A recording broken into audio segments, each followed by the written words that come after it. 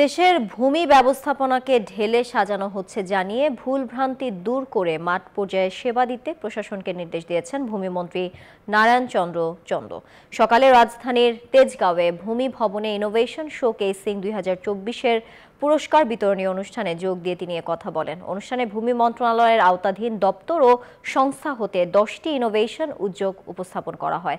প্রদর্শিত উদ্যোগের মধ্যে এরই মধ্যে 3টি বাস্তবায়িত হয়েছে, 5টি বাস্তবায়নাধীন ও 2টি বাস্তবায়নের উদ্যোগ নেওয়া হচ্ছে। এসব উদ্যোগ সফল হলে ভূমি উন্নয়ন করের মতো লিজ মানি ঘরে বসেই প্রদান করতে পারবেন সাধারণ মানুষ।